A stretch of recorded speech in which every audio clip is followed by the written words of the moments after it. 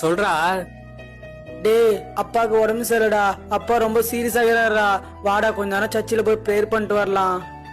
என்னடா சொல்ற? எப்படா? என்னடா ஆச்சு அப்பாக்கு? டேய் அதெல்லாம் நான் அப்புறமா பொறுமையா சொல்றேன்டா, எனக்கு ரொம்ப பயமா இருக்குதுடா, வாடா ப்ரேயர் பண்ணிட்டு வரலாம் சர்ச்சுக்கு போயிட்டு. சரி வாடா.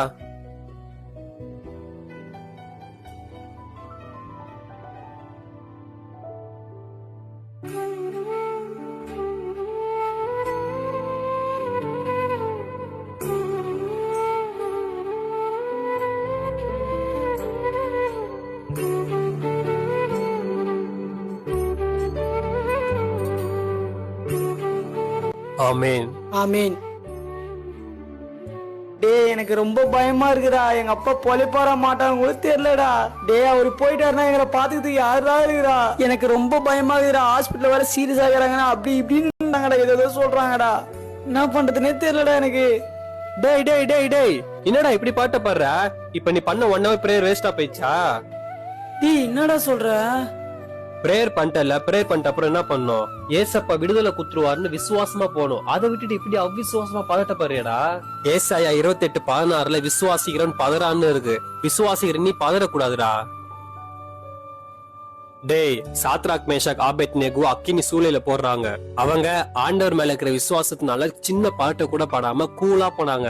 அக்கினி சூளைக்குள்ள அவங்க வீழ்ந்தாங்க. அவங்க முடியோட கருகாதபடிக்கு ஆண்டவர் அவங்களை சேஃப்டியா வெளியேற்று வந்தாரு. அதே போல தானியேல் சிங்க கெபி உள்ள போடுறாங்க. தானியேலும் ஏசப்பா மேல இருக்கிற விசுவாசத்தினால எந்த ஒரு பாட்டுமா படாம கூலா உள்ள போனாரு.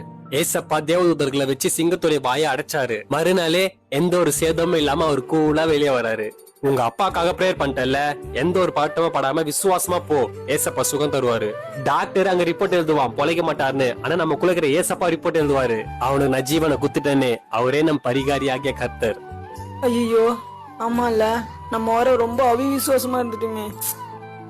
டேய் பைபிளே ஏசப்பா நிறைய நோயாளிகளை எப்படி குணமாக்குனார்னா, ஃபர்ஸ்ட் ஏசப்பா கேக்குறாரு விசுவாசிக்கிறியான்னு. அவங்க விசுவாசிக்கிறேன்னு சொல்லிட்டு அப்புறம் தான் உன் விசுவாசின்படி உனக்கு ஆக கனவுன்னு ஏசப்பா சொல்றாரு.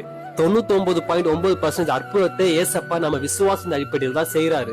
உனக்குள்ள விசுவாசமே இல்லாம ஏசப்பா முன்னாடி வந்து மகனே உனக்கு சுகமா கடவுதுன்னு சொன்னாலும் அது பலிக்காது. உனக்குள்ள இருக்கிற விசுவாசத்துல இருந்துதான் ஏசப்பாக்கே பவர் போகுது.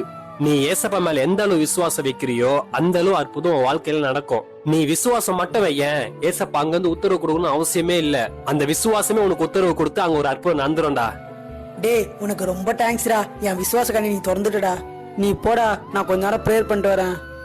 சரிடா, விசுவாசியே பதறாதே.